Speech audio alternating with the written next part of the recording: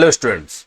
बच्चों, पिछले लेक्चर में हमने डिस्कस किया था कुलाम्स लॉ। कुलाम्स लॉ का फॉर्मूला क्या था? K Q one Q two upon are square. साथ के साथ ये बताया था कुलाम्स लॉ वैलिड होगा केवल और केवल पॉइंट चार्ज के लिए। और ये बताया था अगर हमारे पास बड़े ऑब्जेक्ट हैं तो अगर इनके बीच का डिस्टेंस बहुत ज्यादा है तो हम डायरेक्ट अप्लाई कर सकते हैं K Q one Q two upon are square.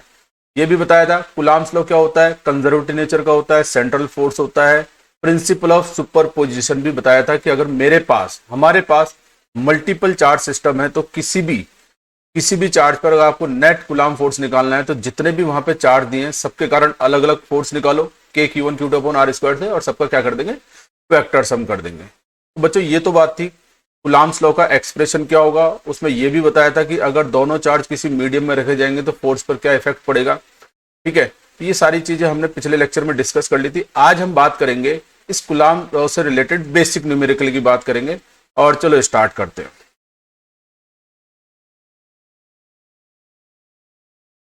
देखो नंबर वन, पहला न्यूमेरिकल। तो क्या कह रहा है? Two charge particles are placed at a distance 1 centimetre apart. दो चार्ज पार्टिकल है 1 सेंटीमीटर की डिस्टेंस पर रखें। What is the minimum possible magnitude of the electric force acting on each charge? Means दोनों चार्ज एक दूसरे पे जो फोर्स अप्लाई कर रहे होंगे उसकी मिनिमम वैल्यू क्या हो सकती है। ठीक है, चलो देखते हैं है क्या सिचुएशन। ठीक है, मान लो ये मेरे पास हो गया Q1, एक पॉइंट चार्ज हो गया, ये हो गया Q2 और इनके बीच का सेपरेशन हमें गिवन है। इस प्रॉब्लम की बात करें तो यहां पर सेपरेशन गिवन है और वो कितना गिवन है एक बार मेंशन कर देते हैं। यहां से यहां तक का सेपरेशन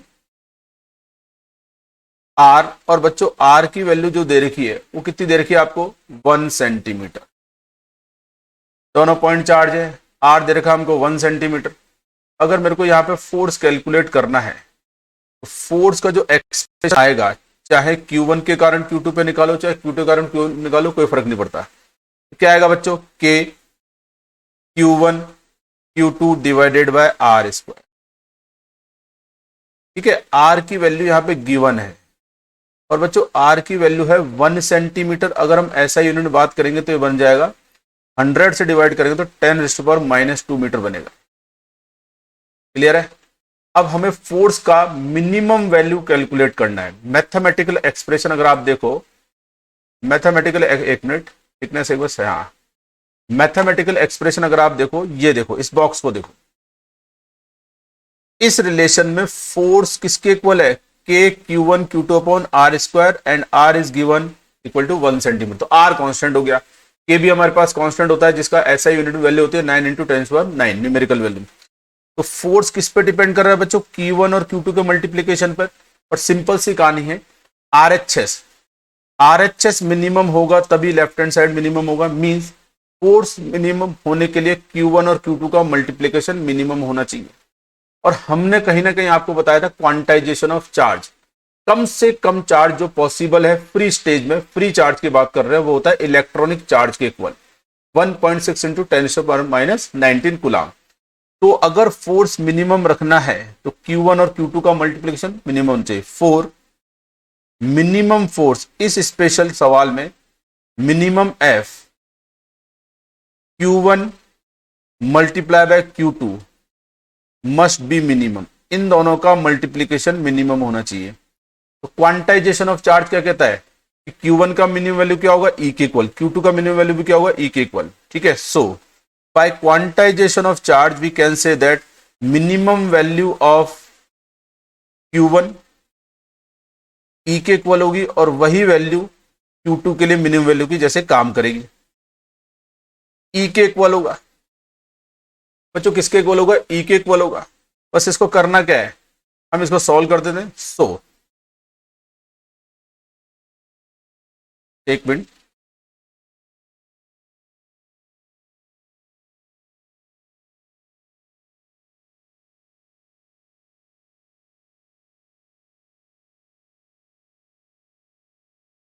ठीक है, एक बार बैकग्राउंड चेंज हो जाए।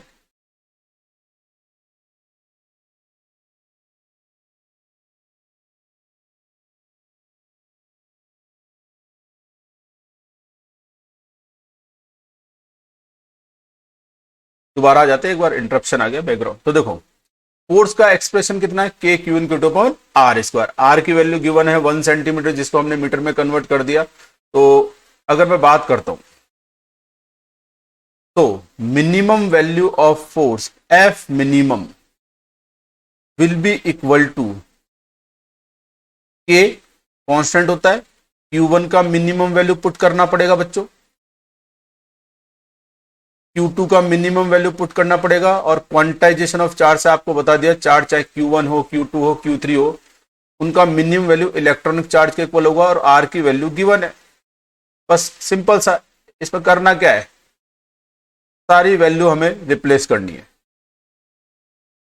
के का न्यूमेरिकल वैल्यू ऐसा यूनिट होता है 9 इंटू 10⁹ क्यू मिनिमम, चाहे Q1 की बात करें चाहे इसकी बात करें, तो ये बनेगा 1.6 इंटू 10⁻19, और Q2 का मिनिमम वैल्यू भी यही होगा। तो वैल्यू पुट कर देंगे, हमारा आंसर आ जाएगा।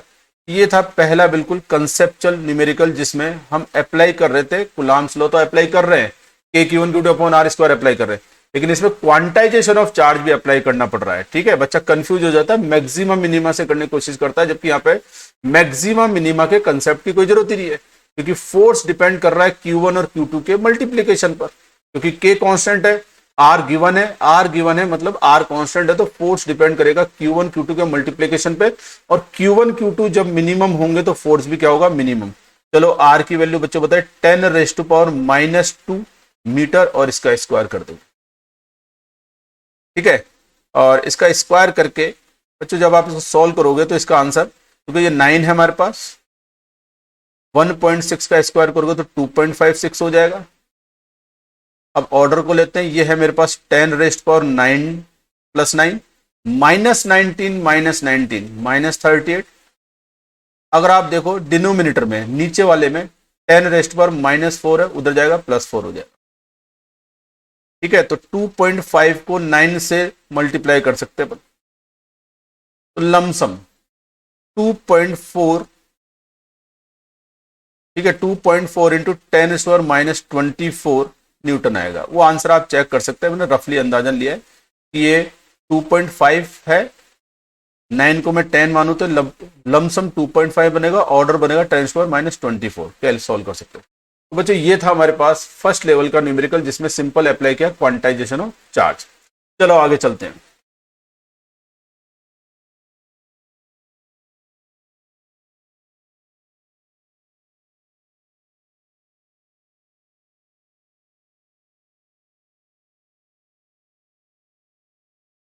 एक मिनट, स्लाइड में कुछ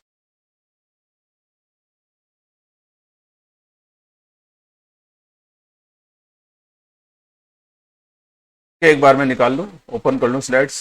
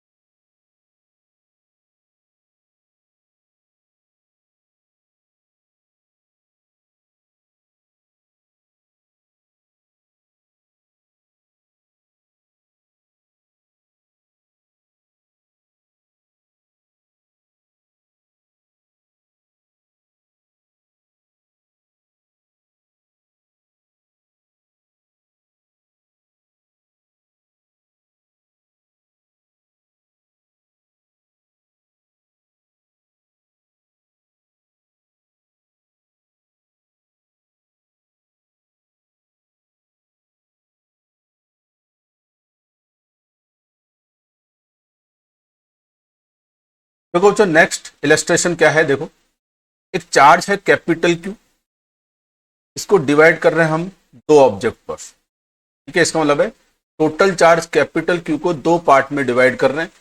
what should be the values of charges on these objects so that force between these objects can be maximum. एक टोटल चार्ज दिया कैपिटल क्यू और इसका बंटवारा करना है, जैसे मान लो Q1 दे दिया, उधर Q2 दे दिया, और ये बोलता है कि जो बंटवारा किया है, जो हमने पार्टीशन किया, वो उसकी वैल्यू क्या होनी चाहिए कि दोनों बॉडी के बीच में ज्यादा से ज्यादा फोर्स एक्ट करे, उसकी हम बात कर रहे हैं। तो देखो क्या है, मैं कहानी बताता हूं। देखो सपोज मान लो बच्चों मेरे पास टोटल चार्ज कैपिटल क्यू था और मैंने इसके दो पार्टीशन कर दिए। एक बॉडी को दे दिया बच्चों क्यू चार्ज स्मॉल क्यू, और इसका मतलब अगर एक बॉडी को स्मॉल क्यू दिया तो दूसरी के पास जो जाएगा वो रिमेनिंग चार्ज होगा क्यू माइनस क्यू। ठीक है, तो ये हमारे पास दो बॉडी हो गई, दो पॉइंट चार्ज मान लिए, और ऐसा कहा जा रहा है कि इनके बीच का maximum force according problem in दोनों चार्ज के बीच में जो डिस्टेंस होगी वो कांस्टेंट होगी। ठीक है, क्योंकि हमें बताना है what should be the values of charges, it means small Q और capital Q minus small Q की वैल्यू क्या होनी चाहिए कि इनके बीच में मैक्सिमम फोर्स एक्ट करे। अब फोर्स का एक्सप्रेशन क्या होता है बच्चों, इस सिचुएशन में अगर दोनों चार्ज पार्टिकल आर डिस्टेंस पर हैं तो फोर्स का एक्सप्रेशन होगा के Q1, तो Q1 हो गया Q के इक्वल। Q2 की बात करें तो ये होगा capital Q minus small Q upon distance का स्क्वायर। है पहले जैसा ही, बस थोड़ा सा चेंज हो जाएगा, इसका जो ट्रीटमेंट होगा, इसको सॉल्व करने का जो मेथड होगा वो थोड़ा सा अलग हो सकता है, यहां कर सकते हैं। अब इसको समझने की जरूरत है, मैथमेटिकली समझने की जरूरत है कि पहले जैसा ही न्यूमेरिकल है, बस पहले में हमने अप्लाई कर दिया क्वांटाइजेशन ऑफ चार्ज। अब यहाँ पे कैपिटल क्यू दे दिया, अब कैपिटल क्यू 10 कूलम भी हो सकता है, 25 माइक्रो कूलम भी हो सकता है, उसको डिवाइड किया है दो पार्ट में। तो अगर हम देखें इसमें कंसेप्ट क्या लग रहा है कि ये फोर्स को देखो, फोर्स मैक्सिमम वैल्यू निकालनी है, मींस बच्चों फोर्स को करना है मैक्सिमाइज। कैपिटल के कांस्टेंट हो गया, आर कांस्टेंट हो गया, इट मींस फोर्स डिपेंड कर रहा है बच्चों स्मॉल क्यू पर, क्योंकि कैपिटल क्यू तो कांस्टेंट है। आपको बंटवारा करना है, देखो बंटवारा कैसे करते हैं, जैसे मान लो 10 है, अब 10 का दो बंटवारा करना है, तो बंटवारा का मतलब है 10 रुपए का 1 रुपया दे दिया एक आदमी को, दूसरे को 9 रुपए दे दिए, या 2 रुपए दे दिए, या 8 रुपए दे दिए। ठीक है, सिंपल सी बात है, अगर बेसिक मैथमेटिक्स या मैथमेटिक्स वाला बच्चा समझ गया होगा इसका आंसर क्या आने वाला है। ठीक है, लेकिन अगर आप देखें तो आप ये देखो, ये बन गया मेरे पास एक पार्ट, नंबर 1 पार्ट जो भी आया, और कैपिटल क्यू माने ये बन गया सेकंड पार्ट। दोनों का सम तो हमेशा कैपिटल क्यू के इक्वल आएगा, जैसे यहां पर आ रहा है 1 और 9 का सम 10 के इक्वल, 2 और 8 का सम इसके इक्वल 10 के इक्वल, 3 और 7 10 के इक्वल। हमें वो कॉम्बिनेशन फाइंड आउट करना है, वो पार्टीशन का कॉम्बिनेशन फाइंड आउट करना है जहां पे दोनों का मल्टीप्लीकेशन क्या हो, मैक्सिमम। वो मैक्सिमम मल्टीप्लीकेशन कैसे चेक करेंगे, तो ये सवाल होगा बच्चों मैक्सिमा मिनिमा से। कि अगर आप देखो force is the function of small Q, force बच्चों जो डिपेंड कर रहा है स्मॉल क्यू पे डिपेंड कर रहा है, क्योंकि कैपिटल क्यू तो कांस्टेंट है, स्मॉल क्यू को चेंज करोगे तो capital Q minus small Q change होगा, और जब ये दोनों चेंज होंगे तो इन दोनों का मल्टीप्लीकेशन चेंज होगा।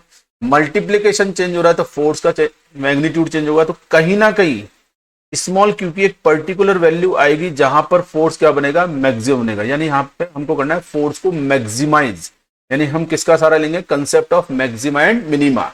और मैक्सिमा मिनिमा कंडीशन क्या होती है, dy अपॉन dx जीरो करना होता है।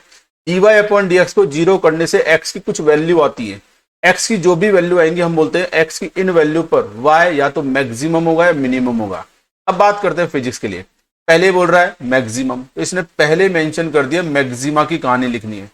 तो हम फिजिक्स के ज्यादातर न्यूमेरिकल में अप टू नीट लेवल मान लो, up to JEE main level मान लो, ज्यादातर न्यूमेरिकल में हम क्या करते हैं, फर्स्ट डिफरेंशिएशन को जीरो के इक्वल करते हैं, एक्स की जो वैल्यू आती है उसे हम बोल देते हैं ये मैक्सिमम होगा मिनिमम।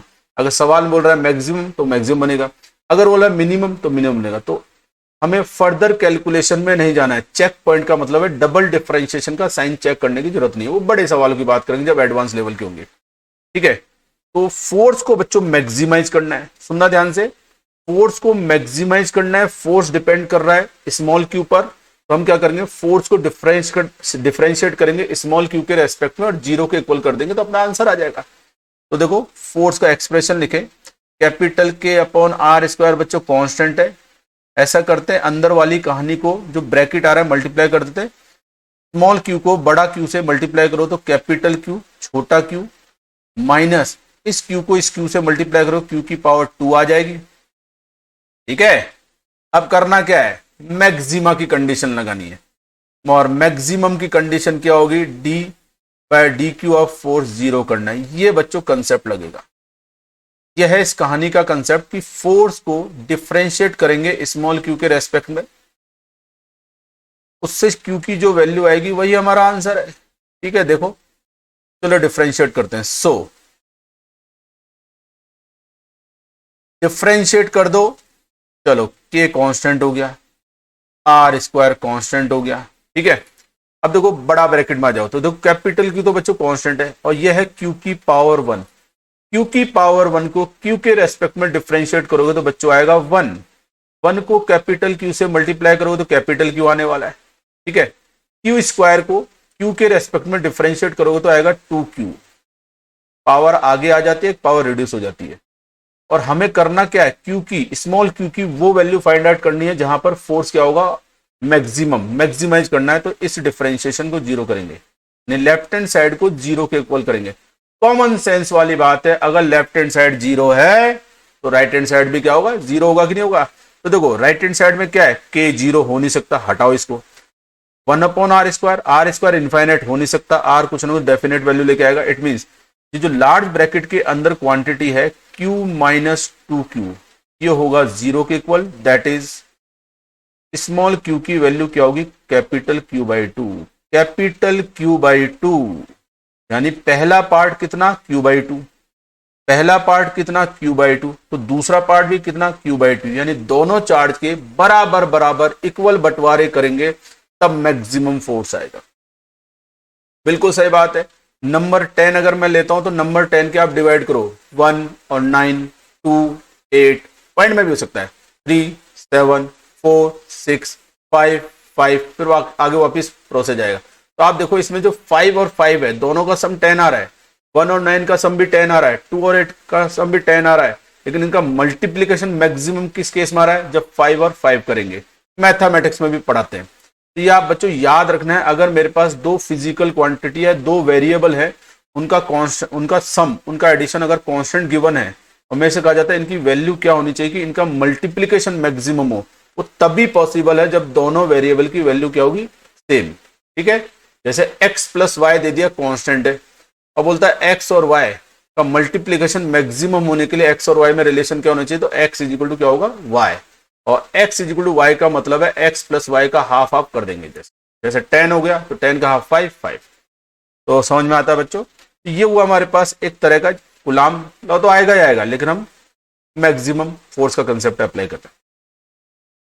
ठीक है, तो यहां हमें जरूरत नहीं इस स्लाइड पे। देखो ये क्या कह रहा है,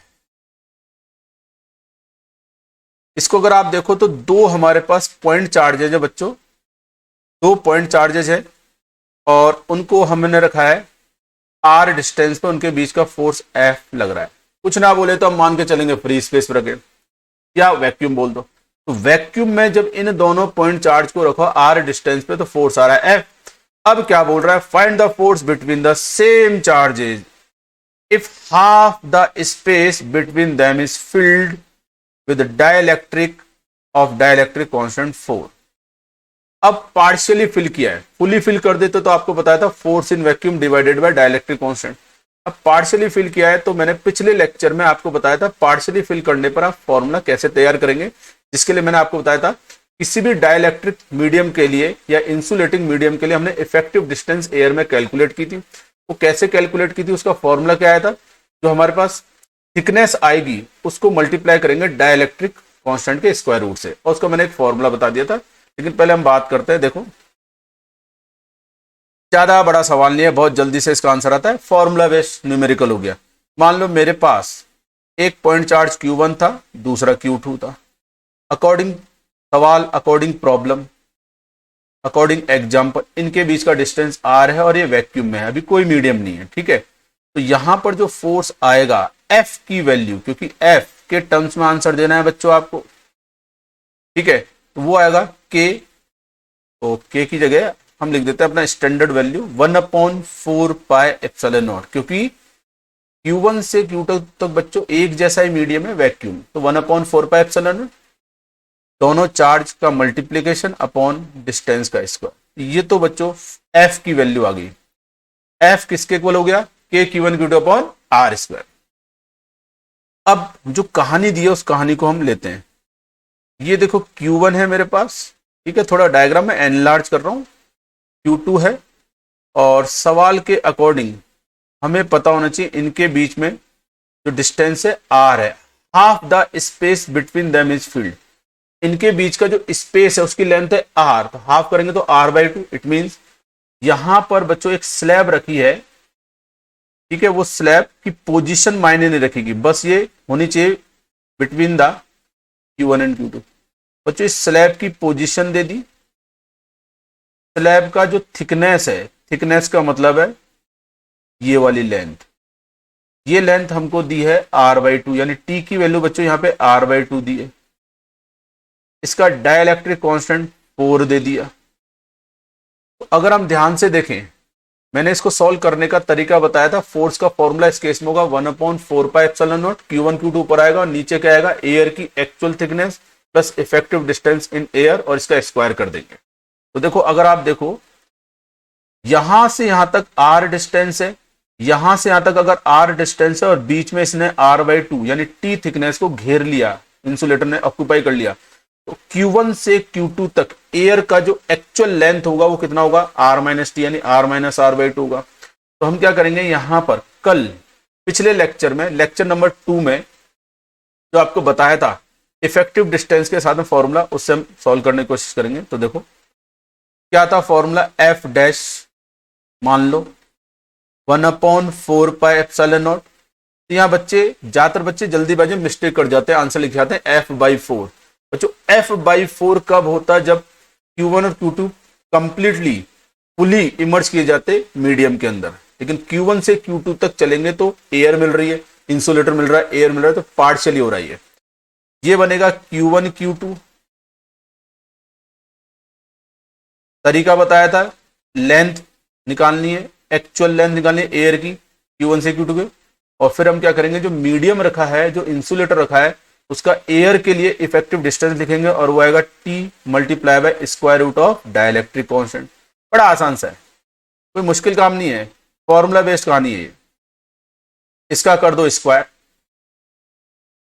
चलो स्क्वायर कर देते हैं। अब देखो वैल्यू पुट करते हैं, F dash 1/4 pi epsilon naught, Q1 Q2 अपनी जगह है बच्चों, R-T में T की वैल्यू कितनी, R/2, ये बनेगा R-R/2 का स्क्वायर। तो T की वैल्यू पुट कर रहे हैं,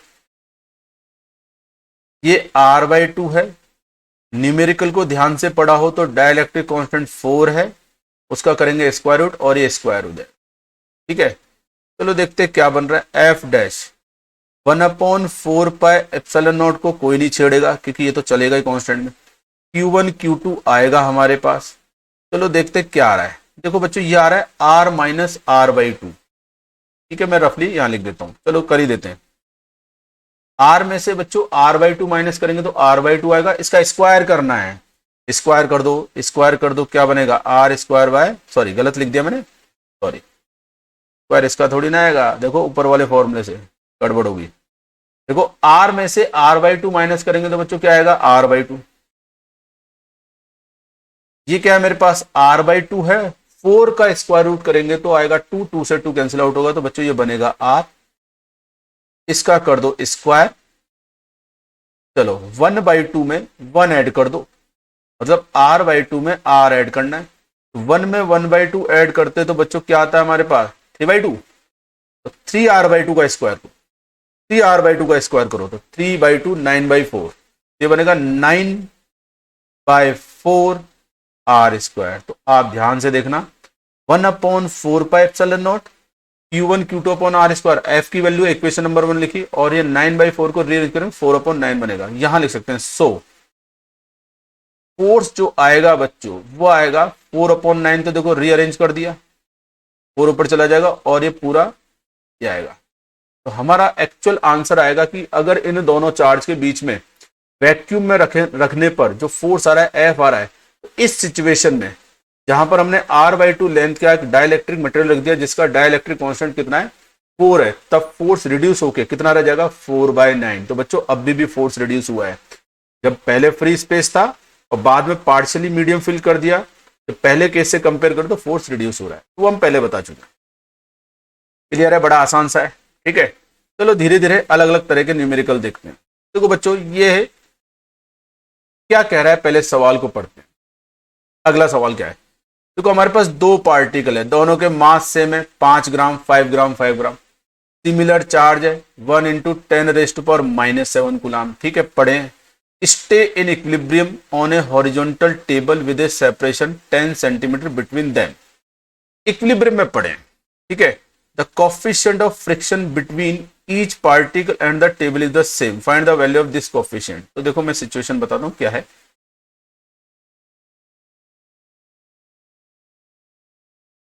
देखो मान लो ये हमारे पास एक हॉरिजॉन्टल, बहुत बेसिक सवाल है, बेसिक न्यूमेरिकल है, जिसमें हमने क्या कर रहे हैं 11वीं की फिजिक्स को मिक्स कर रहे हैं, फ्रिक्शन के कंसेप्ट को मिक्स कर रहे हैं, और बहुत बड़ा सवाल नहीं, एक बेसिक सवाल। ये हॉरिजॉन्टल सरफेस पर दो चार्ज पार्टिकल पड़े हुए, थोड़ा बड़ा दिखा दिया हमने, दोनों का मास बच्चों सेम है, इसका मास भी m है, इस पर भी चार्ज q है, मास m चार्ज q।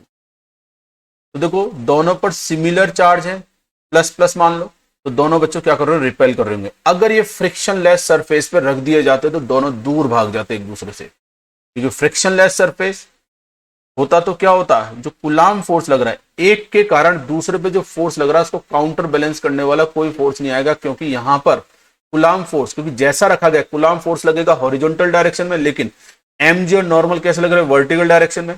तो अगर फ्रिक्शन लेस सरफेस होगी तो ये दोनों कभी भी इक्विलिब्रियम में नहीं हो सकते।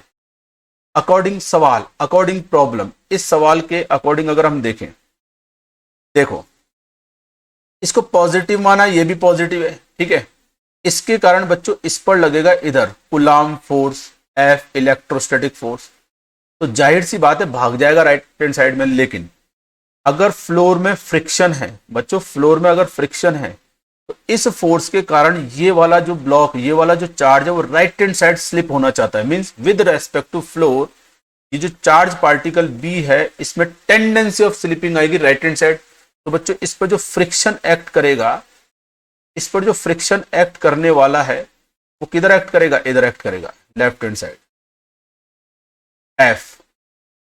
ठीक है,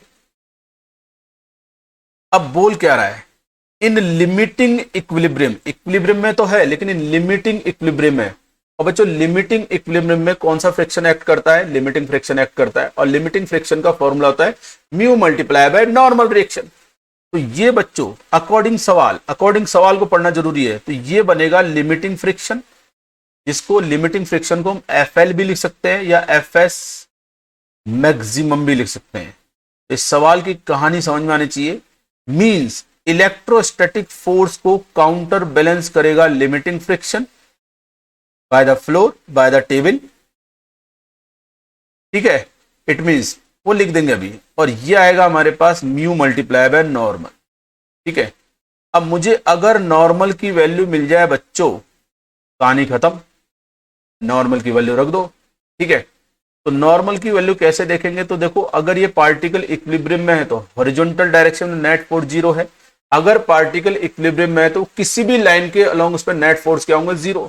तो मुझे नॉर्मल रिएक्शन निकालना है तो मैं इसका कंप्लीट फ्री बॉडी डायग्राम बनाऊंगा। तो बच्चों इससे मैं बता रहा हूं जब भी सवाल फ्रिक्शन का आता है तो आप हमेशा कंप्लीट फ्री बॉडी डायग्राम बनाओ। बच्चे गलती क्या करते हैं, पार्शियल फ्री बॉडी डायग्राम बनाते हैं और नॉर्मल की वैल्यू हमेशा mg लिख के आ जाता है, आंसर गलत होता है। नॉर्मल रिएक्शन की वैल्यू mg हो भी सकती है या कुछ और हो सकती है, वो डिपेंड करेगा सिचुएशन में, लेकिन यहां पर बनेगा mg के इक्वल। क्यों, इस पार्टिकल पर mg वर्टिकली डाउनवर्ड एक्ट कर रहा होगा, क्योंकि सरफेस ऑफ कॉन्टेक्ट कैसा है बच्चों, हॉरिजॉन्टल, तो नॉर्मल रिएक्शन होगा वर्टिकल डायरेक्शन में। यहां पर बच्चों जो नॉर्मल रिएक्शन आ रहा है Y direction means vertical direction में आप इक्विलिब्रियम की कंडीशन अप्लाई करेंगे तो नॉर्मल आएगा mg के इक्वल, बस खत्म। क्या करें, इक्वेशन नंबर 2 से नंबर 1 में नॉर्मल की वैल्यू पुट कर दो। चलो चलो साथ के साथ फोर्स की वैल्यू, तो देखो फोर्स आएगा k, दोनों charge same, K Q square, चलो इनके बीच का डिस्टेंस r मान लिया r square is equal to mu multiply by mg। तो बच्चों यहां से म्यू जो आएगा वो आएगा K Q square upon mg into R square. तो इसमें बच्चों आपको मैंने आपको कंसेप्ट बता दिया, इसमें k की वैल्यू आप पुट कर दोगे, ठीक है, 9 इंटू 10⁻9 हो जाएगा। चार्ज हमारे पास कितने दे रखे हैं, 10⁻17 हो जाएगा। मास ग्राम में दिया है तो उसको आप केजी में कन्वर्ट करोगे, क्योंकि मैं सब कुछ मतलब mu is equal to K Q square upon mg into R square में आप क्या करेंगे, सारी वैल्यू ऐसा यूनिट में रखनी पड़ेगी, ठीक है। ऐसा नहीं है कि एक को आपने ऐसे रख दिया, एक को सीजीएस से सब बर्बाद हो जाएगा, ठीक है। तो म्यू वैसे भी डायमेंशनलेस होता है, तो के की वैल्यू रख दो, क्यू की वैल्यू रख दो। मास है 5 ग्राम, 5 ग्राम है तो केजी में कन्वर्ट करने के लिए 1000 से डिवाइड कर देंगे, मींस 5 इंटू 10⁻³ केजी हो जाएगा। डिस्टेंस देखो बच्चों सेंटीमीटर है तो 0.1 मीटर रखेंगे और जो भी आंसर आएगा वो आप निकाल सकते हैं, सॉल्व करके देख सकते हैं आप, ठीक है, ठीक है। तो ये मैंने बता दिया इस सवाल का न्यूमेरिकल, और इसमें कूलम्ब्स लॉ मिक्स कर दिया, यानी एक तरह से ये सवाल बन गया इक्विलिब्रियम का, और इक्विलिब्रियम के कंसेप्ट हम पढ़ते हैं 11वीं क्लास में। चलो अगली कहानी देखते हैं। देखो अगला सवाल क्या कह रहा है, अलग अलग तरह के सवाल है, बढ़िया बढ़िया न्यूमेरिकल है, ध्यान से आपको देखना है, पूरा वीडियो देखेंगे तो आपको कूलम्ब्स लॉ से रिलेटेड जो बेसिक न्यूमेरिकल हैं, जो नीट और जेईई में पूछे जाने के चांस बार बार होते हैं, वही मैंने यहाँ पे न्यूमेरिकल सेलेक्ट की हैं। तो इनको आपको ध्यान से पढ़ना है, घर पे प्रैक्टिस भी करनी है, बिना प्रैक्टिस कुछ भी हासिल नहीं होगा, ठीक है। केवल वीडियो देखकर हम सीख जाए वो संभव नहीं है। क्या कह रहा है, 2 इंसुलेटिंग स्मॉल स्फीयर है, पॉइंट साइज मान के चलेंगे, are rubbed against each other and placed 1 centimetre apart. तो सिंपल सी बात है, 2 छोटे छोटे स्फीयर है, उनको रब कर दिया, तो देखो रब करेंगे तो क्या होगा, फ्रिक्शनल इलेक्ट्रिसिटी होगी, एक पर प्लस आएगा तो दूसरे पे उतना ही माइनस आएगा। ये कंसेप्ट आ रहा है हमारे पास चार्जिंग बाय फ्रिक्शन वाला, ठीक है। अब क्या कर रहा है, अट्रैक्ट तो करेंगे करेंगे, ठीक है। अगर दोनों इंसुलेटिंग मटेरियल दोनों मटेरियल पहले से न्यूट्रल थे, और जब रब करोगे तो एक पे जितना प्लस आएगा उस पर दूसरे माइनस आएगा, यानी दोनों पर डिसलाइक चार्ज होंगे, अट्रैक्ट करेंगे, इतने फोर्स से अट्रैक्ट कर रहे हैं, ठीक है। How many electrons were transferred from one body to another body. क्या करेंगे, बड़ा सिंपल हो गया कि अगर हम किसी भी बॉडी पे चार्ज निकाले तो पता है कि एक बॉडी से इलेक्ट्रॉन ट्रांसफर करके दूसरी बॉडी पे गए, जिस पे इलेक्ट्रॉन गए हैं वो उस पर आएगा नेगेटिव चार्ज, जहां से इलेक्ट्रॉन निकले हैं उस पर पॉजिटिव चार्ज आएगा। तो अगर मैं चार्ज का मैग्नीट्यूड निकाल दूं तो quantization of charge Q equal to N से N निकाल लेंगे, समझ गए। तो सवाल का कंसेप्ट पढ़ने के बाद में समझना चाहिए, इसकी अप्रोच बता दी कि चार्ज निकालना है। अब चार्ज कैसे निकालेंगे, चार्ज का मैग्नीट्यूड कैसे निकालेंगे, किसी भी एक स्फीयर पे किसी एक बॉडी पर फोर्स दिया है 0.1 न्यूटन, और ये फोर्स क्या है, कूलम्ब फोर्स। तो पहले हम क्या करेंगे, कूलम्ब फोर्स के एक्सप्रेशन को अप्लाई करते हैं। फोर्स का मैग्नीट्यूड होता है K, क्योंकि बच्चों दोनों पर एक जैसा चार्ज आएगा, बस एक प्लस होगा और दूसरा माइनस, R स्क्वायर, ठीक है। दोनों स्फीयर को जब आप रब कर दोगे तो ट्रांसफर ऑफ इलेक्ट्रॉन्स के कारण इस पर प्लस Q होगा तो इस पर माइनस Q होगा, ठीक है। और जाहिर सी बात है, अगर इस पर माइनस इस पर प्लस आ रहा है तो यहां से इलेक्ट्रॉन ट्रांसफर हुए, N इलेक्ट्रॉन ट्रांसफर हुए, तो नंबर ऑफ इलेक्ट्रॉन्स बताने कितने ट्रांसफर हुए। तो समझ गए होंगे कि करना क्या है, चलो कैलकुलेट कर सकते हैं। फोर्स बच्चों 0.1 है, K की वैल्यू 9 इंटू 10⁻9 है, ठीक है। चाहो तो हाथों हाथ इसी में Q की वैल्यू N ही लिख दो, मैग्नीट्यूड में हाथों हाथ लिख सकते हो, या Q पहले निकाल लो, कैसे भी कर सकते हो, वो आपकी मर्जी है। कई टीचर बोलते हैं यही Q की वैल्यू क्या रख देते हैं, N, ये बन जाएगा N स्क्वायर E स्क्वायर, ठीक है। तो कैसे करो, कोई फर्क नहीं पड़ता। मैं करता हूं, चार्ज निकालूंगा पहले। देखो बच्चों डिस्टेंस कितनी है, 1 सेंटीमीटर है, ऐसा यूनिट में कन्वर्ट करो तो 1 सेंटीमीटर को मीटर में कन्वर्ट करोगे तो 10⁻⁻2 आएगा, और नीचे R स्क्वायर होता है तो इसका स्क्वायर करेंगे। तो यहां से Q स्क्वायर की वैल्यू जो बनने वाली है, तो देखते हैं एक बार क्या है। तो बच्चों देखो ये बनेगा 10⁻⁻2 का स्क्वायर करो तो -4, 0.1 को लिखेंगे 10⁻⁻1, तो ये बन जाएगा 10⁻⁻5। ये वाली कहानी को मैं इधर ले गया, और ये नीचे आएगा 9 इंटू 10⁻9 हो जाएगा बच्चों। ठीक है, तो ये बन जाएगा, ऊपर ले जाओ इसको ऊपर, तो 10⁻9 ऊपर जब -9 में -5 ऐड करो -14, तो ये बनेगा 1/9 10⁻14। इसका स्क्वायर रूट लेना बड़ा आसान है। तो द मैग्नीट्यूड ऑफ चार्ज, किसी भी बॉडी पर जो मैग्नीट्यूड आएगा चार्ज का, 1/9 का स्क्वायर रूट 1/3, 10⁻14 का 10⁻7 हो जाएगा। ये तो चार्ज आ गया, चार्ज आ गया। तो पहली स्टेज में हमने चार्ज निकाल लिया। तो चार्ज की वैल्यू बच्चों मेरे पास जो आ रही है वो आ रही है 1/3 इंटू 10⁻7 कूलाम। आ रही कि नहीं आ रही है? तो 1 मिनट, ऐसा करते हैं, इस वैल्यू को अगली स्लाइड पे कॉपी कर लेते हैं।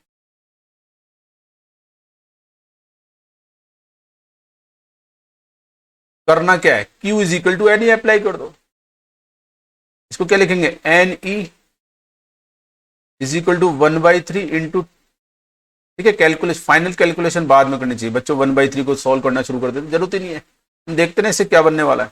तो नंबर ऑफ इलेक्ट्रॉन जो ट्रांसफर होंगे वो होंगे 1/3 आ गया बच्चों, 10⁻7 हो गया, और नीचे आएगा इलेक्ट्रॉनिक चार्ज, जिसको हम ऐसा लिख देते हैं 1.6 इंटू 10⁻9।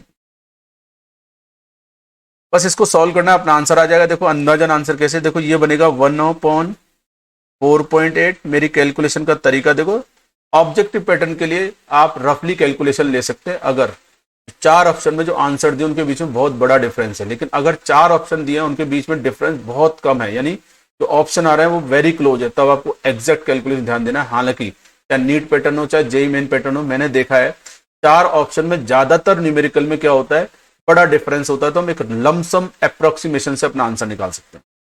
देखो ये ऊपर -7 है, -19 बच्चों ऊपर गया तो क्या बनेगा, +19, 19 7 माइनस करेंगे 12 आ जाएगा। ये बनने वाला है हमारे पास। ठीक है, अच्छा इसको ले सकते हैं 10/48, 100/48 कर दो। मतलब मैंने क्या किया, ये ऊपर ये डेसिमल हटाएंगे, ऊपर 10 आएगा, और 10⁻12 में से एक 10 उधार ले लिया, ये 11 आएगा। तो बच्चों अगर मैं इसको अब थोड़ी देर के लिए 100 हो गया, इसको 50 मानूं, मान लो, तो 50 से डिवाइड करेंगे तो क्या आएगा, 2 इंटू 10⁻11 आएगा। 48 अगर हमने लिया है तो क्या होगा, 2 से थोड़ा सा बड़ा आएगा।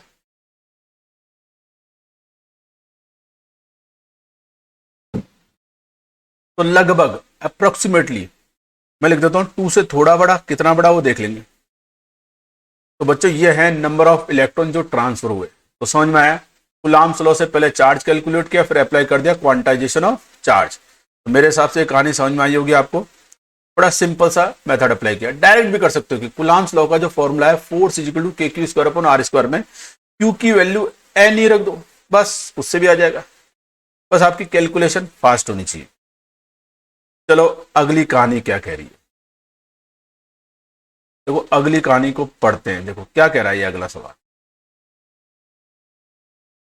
देखो 2 पॉइंट चार्जेस हैं, इनके बीच का डिस्टेंस है बच्चों 3 मीटर। कंबाइंड चार्ज है 24 माइक्रोकूलाम। तो कंबाइंड चार्ज का मतलब है दोनों को जब ऐड कर दिया विद प्रॉपर साइन, ठीक है, वो आएगा 24 माइक्रोकूलाम। फाइंड द 2 चार्जेस, यानी एक चार्ज है Q1, दूसरा है Q2, इनकी वैल्यू बतानी है। 2 अलग अलग सिचुएशन दी है कि फॉलोइंग केस, अगर पहला केस बोल रहा है अगर दोनों एक दूसरे को रिपेल कर रहे हैं 0.08 न्यूटन से, अगर ऐसा कर रहे हैं तो Q1 Q2 क्या होना चाहिए। दूसरी सिचुएशन बोल दी if they attract each other with a force of 0.18 newton, means अगर ये दोनों एक दूसरे को अट्रैक्ट कर रहे हैं और मैग्नीट्यूड जो फोर्स का है वो 0.18 न्यूटन है, तो निकालना है Q1 और Q2 की वैल्यू। करते हैं, चलो बड़ा अच्छा न्यूमेरिकल है। देखो कूलाम्स लॉ तो काम आएगा, कुछ कैलकुलेशन भी काम आएगी। तो देखो पहले केस को आप सुनो ध्यान से। फर्स्ट केस में बच्चों रिपेल कर रहे हैं, तो रिपेल करने का मतलब है या तो दोनों चार्ज पॉजिटिव होंगे या दोनों चार्ज नेगेटिव होंगे। ठीक है, हमें पता नहीं प्लस प्लस है माइनस माइनस है, इसका मतलब मान लो एक चार्ज है Q1, स्मॉल क्यू ले लो, दूसरा चार्ज पार्टिकल हो गया Q2।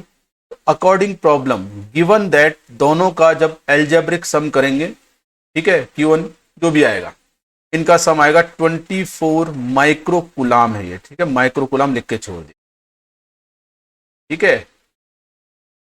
यानी इस इक्वेशन के अकॉर्डिंग जब सॉल्व करोगे तो Q1 माइक्रोकुलाम में आएगा, Q2 भी माइक्रोकुलाम में आएगा, और माइक्रो का मतलब होता है 10⁻⁻6 होता है।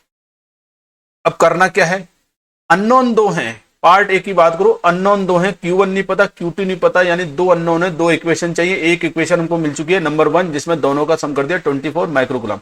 सेकंड इक्वेशन बच्चों किससे बनेगी, फोर्स के एक्सप्रेशन से। तो फोर्स का मैग्नीट्यूड जो होता है दो चार्ज पार्टिकल के बीच में होता है K Q1 Q2 upon are square, ठीक है। आर गिवन है 3 मीटर, तो देखो बच्चों फोर्स का मैग्नीट्यूड कितना है 0.08। के का एसआई सिस्टम में न्यूमेरिकल वैल्यू होता है 9 इंटू 10 और 9। Q1 Q2 पता नहीं है, तो Q1 Q2 हो गया। बड़े कमाल की बात है कि अगर आप देखो तो डिस्टेंस 3 मीटर दिए, तो कैलकुलेशन आसान करने वाला सवाल हो गया। तो ऊपर 9 नीचे 9, काटा और पीटा, ठीक है। Q1 Q2 बच्चों दो अननोन है, तो मुझे Q1 Q2 में दो इक्वेशन चाहिए, एक इक्वेशन आ चुकी है, दूसरी को हमको सिंप्लीफाई करना है। तो देखो यहां से देखो बच्चों ये क्या है 0.08, ये नीचे जाएगा तो मैं लिख देता हूं Q1 Q2 0.08 इंटू 10⁻⁻9 होना चाहिए, देख लो ये Q1 Q2 का मल्टीप्लिकेशन आ गया। लेकिन इस इक्वेशन में बच्चों Q1 Q2 कुलाम में चल रहे होंगे, क्योंकि आप ध्यान से देखो इस फोर्स को मैंने रखा ऐसा यूनिट वैल्यू रखी, केस का भी मैंने ऐसा यूनिट रखा, आर भी ऐसा यूनिट रखा। इसका मतलब Q1 Q2 का जो मल्टीप्लिकेशन आएगा उसकी यूनिट होगी कुलाम स्क्वायर। आई बात समझ में, यूनिट का ध्यान रखना होता है, ऐसे न्यूमेरिकल में बच्चे गड़बड़ कर देते, बोले वहां माइक्रो यहाँ माइक्रो, ठीक है। तो ये कुलाम में चल रहा है, तो उस इक्वेशन को हम माइक्रो से कुलाम में कन्वर्ट कर सकते हैं, इसको भी कर सकते हो माइक्रो में। तो देखो अब यहां मैंने कहानी रोक दी, इन दोनों इक्वेशन को आपको सॉल्व करना है और Q1 Q2 आ जाएगा, आप कर लोगे बहुत आसान तरीके से। सिंपल तरीका क्या है, ऐसा कर सकते हैं नंबर 2 इक्वेशन से Q1 की वैल्यू नंबर 1 इक्वेशन रख दो तो Q2 आ जाएगा, और Q2 आ गया तो Q1 आ जाएगा, ठीक है। मैं अलग तरह की कैलकुलेशन बता रहा हूं कि जो अपने काम आ सकती है, ठीक है। और वो क्या काम आ सकती है, देखो अगर आप देखो ये है Q1 प्लस Q2 और ये है Q1 Q2, मतलब मैथमेटिक्स की नजर में इसको बोलते हैं A प्लस भी बोल दो थोड़ी देर के लिए, और ये हो गया A और B का मल्टीप्लीकेशन। छोटी क्लास में हमें सिखाया था अगर A प्लस बी की वैल्यू पता है और A माइनस बी की वैल्यू पता है, दोनों को ऐड करके काटा पीटा करके A और B आ जाता है, आता कि नहीं आता है, वो एक आसान मेथड होता है। तो इसका मतलब आप देखो ये है मेरे पास Q1 प्लस Q2 की वैल्यू, ये है Q1 Q2। तो अगर मेरे को A प्लस बी पता है और A माइनस बी की वैल्यू निकाल लूं तो आसानी से आंसर आ सकता है।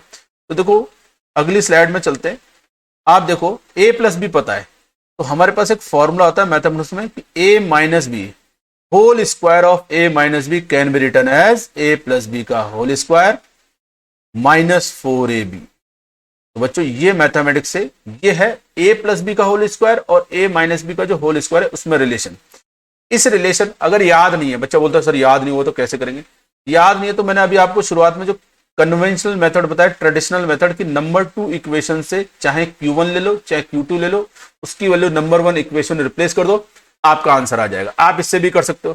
तो कैलकुलेशन करने के बहुत सारे तरीके होते हैं, ठीक है। तो इसका मतलब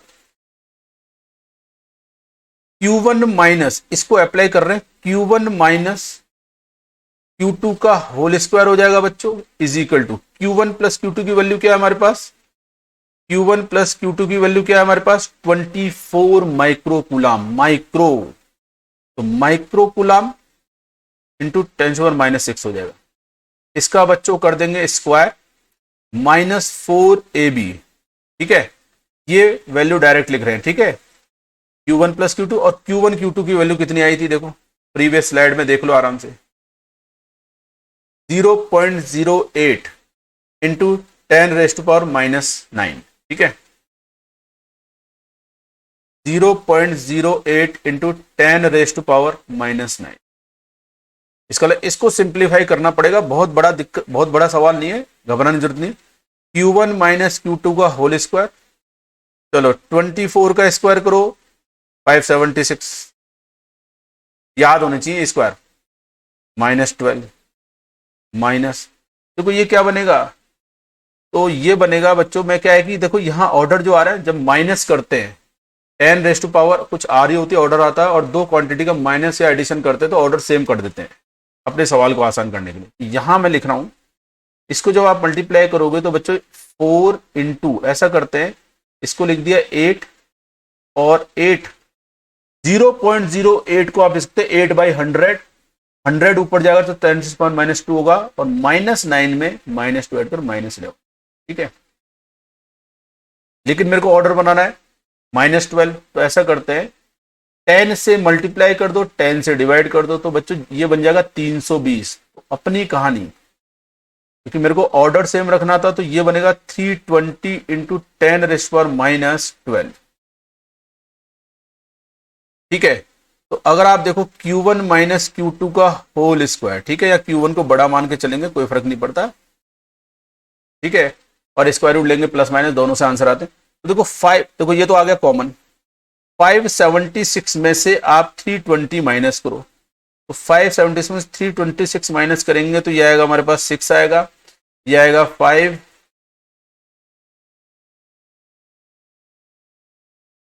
256 हो जाएगा ये, तो देखो इसमें 256 ऐड करेंगे तो ये आएगा, सही है।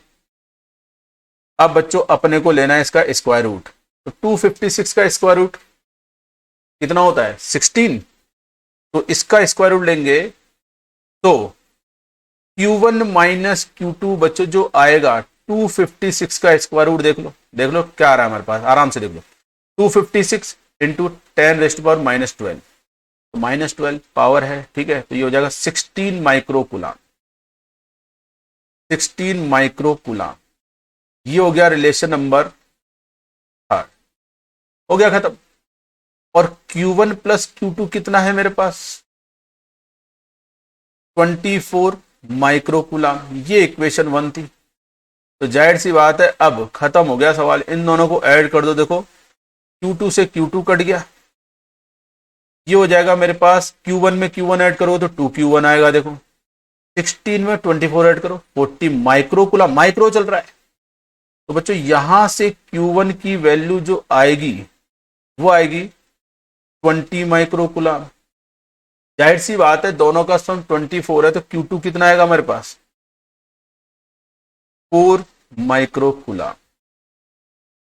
तो बच्चों ये आंसर आएगा, यानी अगर आपको पेयर में आंसर देना है तो 20,4, ठीक है। लेकिन सुनो तो सही, आंसर ये भी हो सकता है ना, अगर Q1 -20 माइक्रोकुलाम आया, सॉरी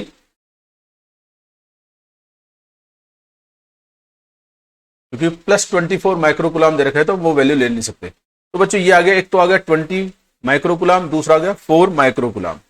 लेकिन इसका भी एक सेकंड पार्ट भी हमारे पास है, तो मैंने क्या किया, a प्लस बी का होल स्क्वायर और a माइनस बी का जो होल स्क्वायर है उसके रिलेशन से निकाल लिया। आपकी मर्जी आप कैसे करो, ठीक है, बस अपना आंसर आना चाहिए, ठीक है, लेकिन सही मेथड से आना चाहिए। अब सेकंड पार्ट क्या है वो देखते हैं। देखो सेकंड पार्ट में अट्रैक्शन है और फोर्स है 0.18 न्यूटन, कितना है 0.18 न्यूटन। तो चलो याद रखेंगे 0.18 न्यूटन, क्योंकि अगली स्लाइड पे जा रहे हैं और अट्रैक्ट कर रहे हैं, ठीक है। तो देखो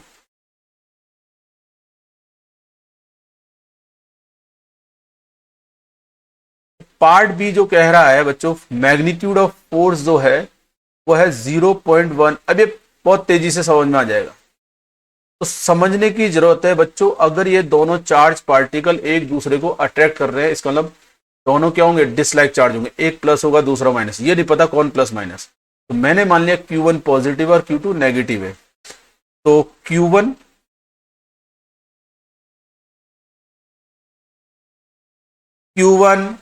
plus minus Q2 is equal to 24 microcoulomb. मान लेते हैं Q1 पॉजिटिव चार्ज है और हमें पता है, हमने इनको मान के चल दिया कि Q1 पॉजिटिव चार्ज है, Q2 नेगेटिव चार्ज है, और हमें पता है चार्ज एडिटिव होते हैं तो जो 24 माइक्रोकुलम किसके इक्वल आएगा, Q1 और माइनस Q2 के सम के इक्वल आएगा। ठीक है, इससे आप कर सकते हैं, ये हो जाएगा हमारे पास। अब फोर्स का मैग्नीट्यूड क्या दिया बच्चों, 0.18 न्यूटन। के की वैल्यू 9 इंटू 10⁹ हो गई। Q1 Q2 का मल्टीप्लीकेशन निकालना ही है, और ये आ गया मेरे पास 3 का स्क्वायर, वही कहानी चल रही है। तो 3 का स्क्वायर 9 को कैंसिल आउट कर देगा। तो बच्चों यहां से जैसे हमने पहला वाला सवाल किया, Q1 Q2 का जो मल्टीप्लीकेशन आएगा 0.18 10 पर पावर 9 आ रही थी, नीचे जाएगा ऊपर जाएगा तो -9। ये दो इक्वेशन आ गई, इनको सॉल्व करना है। इनको अगर हमने सॉल्व कर लिया बच्चों तो आंसर आ जाएगा। ऊपर वाली इक्वेशन को देखो क्या आ रहा है, Q1 माइनस Q2 की वैल्यू आ रही है, क्योंकि Q2 का नेगेटिव।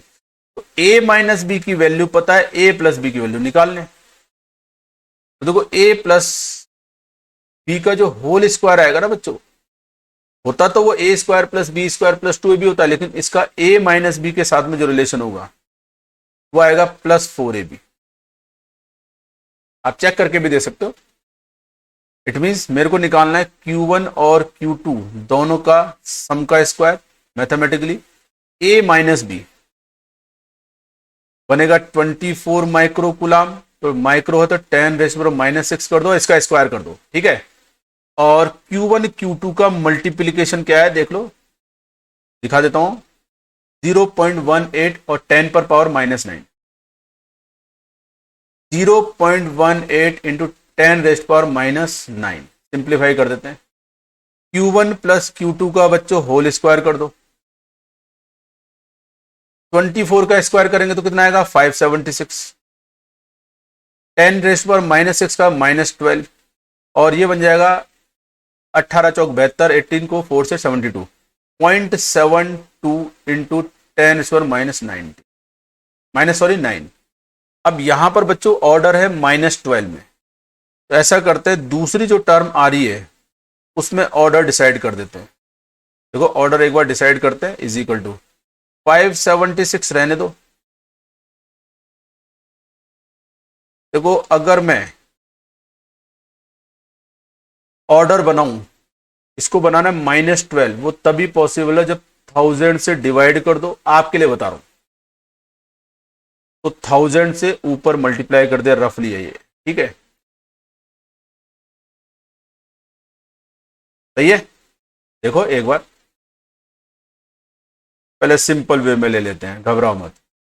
देखो ये बनेगा, अगर मैं इसको 72 लिखूंगा बच्चों तो ये बनेगा 10⁻11 बनेगा, और मैं 0 यहां इंक्रीज कर दूंगा तो यहां पर ऑर्डर डिक्रीज होगा, ये बनेगा 720 और 570 का एडिशन करना है। 720 और 5 कितना आएगा, देखो चेक करो। तो देखो Q1 प्लस Q2, एक मिनट, Q1 प्लस Q2 का जो होल स्क्वायर आने वाला है बच्चों, ये आएगा 1296। मैंने यहां पे कैलकुलेट कर लिया पहले से, 10⁻12, 1296 का स्क्वायर रूट लेना है हमको बच्चों। क्या करना है हमको, 1296 का स्क्वायर रूट लेंगे, और इसको स्क्वायर रूट लेके इससे Q1 प्लस Q2 की वैल्यू आ जाएगी। ठीक है, क्योंकि ये वीडियो ज्यादा लंबा हो जाएगा आपके लिए, ये अब आप ट्राई करके देखना। Q1 और Q2 की Q1 प्लस Q2 की वैल्यू आने वाली है। सेम पहले पार्ट के लिए जस्ट सोल्व किया, वहां पे था Q1 माइनस Q2 की वैल्यू कितनी है, 24 इंटू 10⁻6, Q1 प्लस Q2 आ जाएगा। उसके बाद में हमारी कहानी आ जाएगी, शायद ये 36 बनेगा इसका रूट, वो आप चेक कर लेना। ठीक है, वो आप कर सकते हो, ये आपके लिए छोड़ दिया। चलो बात करते हैं नेक्स्ट सवाल। देखो एक बार पढ़ो इसको।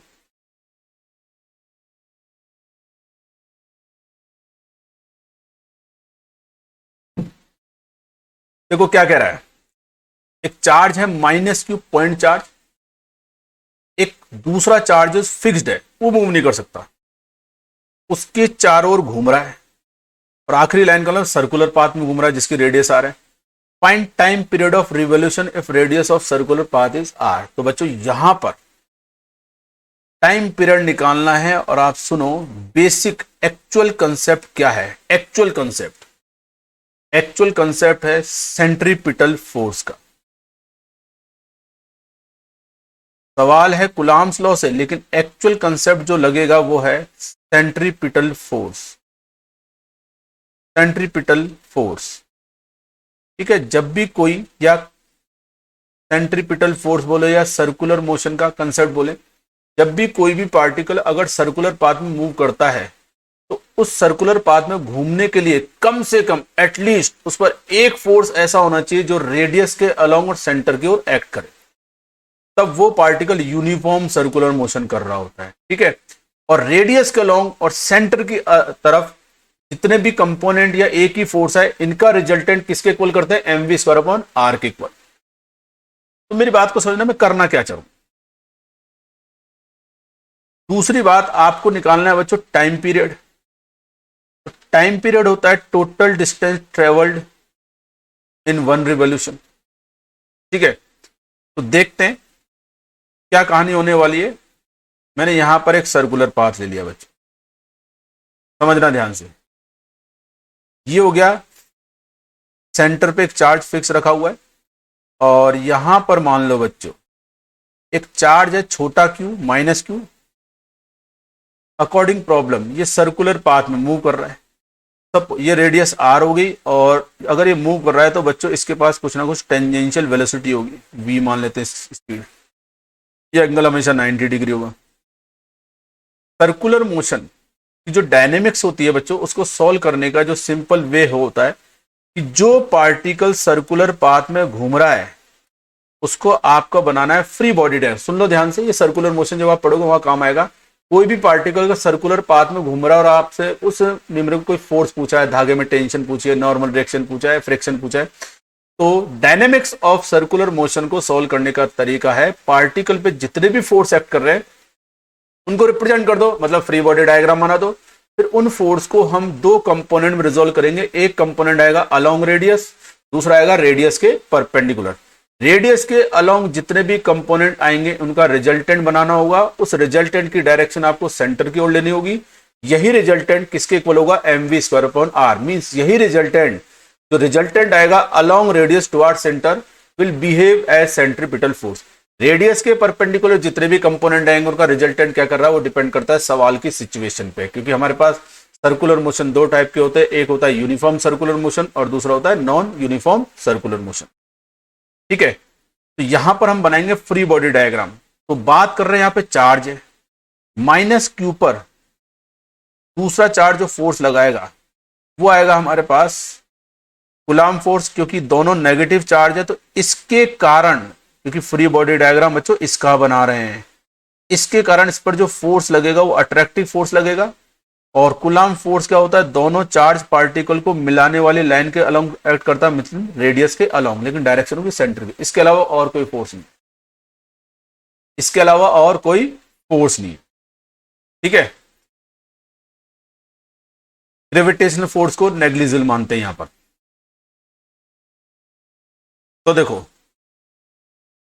सर्कुलर मोशन की dynamic by net force is equal to mass multiply by acceleration. अब समझना ध्यान से, अगर इस पार्टिकल की स्पीड निकाल ली, और अगर इस पार्टिकल की स्पीड आप निकाल लो, एक रिवॉल्यूशन में जो डिस्टेंस ट्रेवल करेगा पार्टिकल वो सरकमफेरेंस के इक्वल होगा, और डिस्टेंस में अगर आप स्पीड से डिवाइड कर दो तो टाइम पीरियड आ जाएगा, टाइम ऑफ रिवॉल्यूशन। तो अगर, क्योंकि सवाल में आर रेडियस तो गिवन है, वी नहीं पता, तो वी निकालेंगे हम डायनेमिक से। ये फोर्स बच्चों बनेगा सेंट्रीपिटल फोर्स और ये बनेगा एसी। एसी माने सेंट्रीपिटल एक्सेलरेशन, जिसका फॉर्मूला होता है वी स्क्वायर अपॉन आर, जहां पे वी होता है स्पीड, या आर ओमेगा स्क्वायर, जहां पे ओमेगा होता है एंगुलर स्पीड। तो चलो वैल्यू पुट करते हैं। ये होता है net force along radius toward centre, तो एक ही फोर्स है, यही बनेगा। F e will be equal to mass of particle, इसमें मास नहीं दिया, चलो मास एम ले लेते हैं, सवाल इनकम्प्लीट है, और स्पीड का स्क्वायर अपॉन रेडियस आर, ठीक है बच्चों। अच्छा, कूलॉम फोर्स क्या होता है? के Q one Q two upon are square. ये बन जाएगा 1/4 पाई एप्सिलॉन नॉट। के इसलिए नहीं लिख रहा कि बच्चा फाइनल फॉर्मूला के को काइनेटिक एनर्जी समझ लेता है, तो एप्सिलॉन नॉट के टर्म्स बता रहा हूं। देखो, एक चार्ज का magnitude plus Q, sorry capital Q, दूसरे का छोटा क्यू, तो कैपिटल क्यू Q1 Q2 हो गया अपॉन डिस्टेंस का स्क्वायर हो गया बच्चों, और ये हो गया mv स्क्वायर अपॉन r। अब होगा क्या, देखो r से r कैंसिल आउट हो गया, बर्बाद हो गया। यहां से बच्चों आपको v मिलेगा, यानी यहां से मिलेगा इस सवाल में इस चार्ज पार्टिकल जो सर्कुलर पाथ में मूव कर रहा है उसकी स्पीड। ठीक है, इसको मैंने अगली स्लाइड में ले रहा हूं, तो वहां से ये आ गया बच्चों। ठीक है, डबल कॉपी हो गया, इसको हटा दो। ठीक है, बार बार लिखने की झंझट नहीं। तो देखो आर स्क्वायर की एक पावर कैंसिल आउट होगी, यहां से आपको वी स्क्वायर की वैल्यू जो मिल रही है, देखो यहां से वी स्क्वायर की वैल्यू जो मिलेगी, अदला बदला कर दो, कैपिटल क्यू छोटा q upon 4 pi epsilon naught m r. तो बच्चों ये स्पीड का स्क्वायर है, इसका स्क्वायर है, और दोनों तरफ ले लेते हैं स्क्वायर रूट, ये बनेगा स्पीड। अब टाइम पीरियड निकालना है। ठीक है, तो टाइम पीरियड क्या होगा, 2 पाई आर अपॉन वी, वी की वैल्यू रख दो। तो टाइम पीरियड 2 पाई अपनी जगह बच्चों, आर अपनी जगह, और वी आ रहा है डिनोमिनेटर में। जो v की वैल्यू रखोगे तो वहां रखते उल्टा पुल्टा हो जाएगा, यानी यहां पर जो न्यूमरेटर है वो चला जाएगा डिनोमिनेटर में, और जो डिनोमिनेटर है न्यूमरेटर में कन्वर्ट होगा। तो ये बनेगा under root 4 pi epsilon naught. अब आगे सिंप्लीफाई करना है, ठीक है, बस और ज्यादा बड़ा खेल नहीं है। डिपेंड करता है हमारे चारों ऑप्शन में किस तरह का अरेंजमेंट दिया है। ठीक है, हो सकता है 2 पाई को अंदर ले जाए, हो सकता है आर को भी अंदर ले जाए। देखो आर की पावर 1 है बाहर, स्क्वायर रूट के अंदर जाएगा तो क्या बनेगा स्क्वायर, आर स्क्वायर अंदर जाएगा तो इसको बना देगा आर की पावर 3। ये बच्चों कितना है 2 पाई, तो 2 पाई को अंदर ले जाओ तो ये तो आर क्यूब हो जाएगा, ये क्यू आर हो गया। ठीक है, वो एम आर हो गया एप्सिलॉन नॉट। चलो 2 का स्क्वायर रूट के अंदर ले जाएंगे तो 4 बनेगा, तो ये बनेगा 16। पाई को ले जाएंगे तो पाई स्क्वायर, और एक पाई पहले से तो पाई क्यूब। तो बच्चों ये है इस नेगेटिव चार्ज पार्टिकल का टाइम पीरियड ऑफ रिवॉल्यूशन, जिसमें हमने सिंपल सिंपल क्या किया, एक्चुअल कंसेप्ट जो लगेगा वो लगेगा सर्कुलर मोशन का, सेंट्रीपिटल फोर्स का, और बाद में हम लेंगे कूलाम्स लॉ की हेल्प। ये जो टाइम पीरियड निकाला हमने, जो स्पीड निकाली, ये कंसेप्ट आपके काम आता है एटॉमिक स्ट्रक्चर में, जहां पे न्यूक्लियस होता है जिसपे चार्ज होता है प्लस जेड, उसके चारों इलेक्ट्रॉन रिवॉल्व करता है। तो जो रिवॉल्व कर इस घूमते हुए इलेक्ट्रॉन का हमें क्या निकालना होता है, orbital speed, orbital velocity, time period, frequency revolution, उसका कंसेप्ट यही है। ठीक है, लगेगा वहां कूलाम्स लॉ तो लगेगा ही लगेगा, दूसरा लगेगा वहां पर सेंट्रीपिटल फोर्स का कंसेप्ट। तो बच्चों समझ में आना चाहिए। ये था हमारे पास एक अलग टाइप का एग्जांपल जिसमें हमने मिक्स कर दिया आपके लिए डायनेमिक्स को। ठीक है,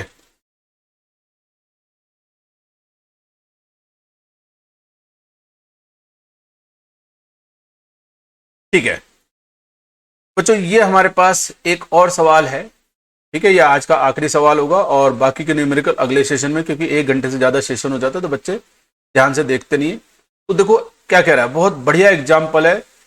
2 स्मॉल बॉल है, बहुत छोटी छोटी बॉल है। ठीक है, उन दोनों के एक का मास m1 है, दूसरे का मास m2 है। एक पर चार्ज m1 पर चार्ज q1 है और दूसरे पे चार्ज q2।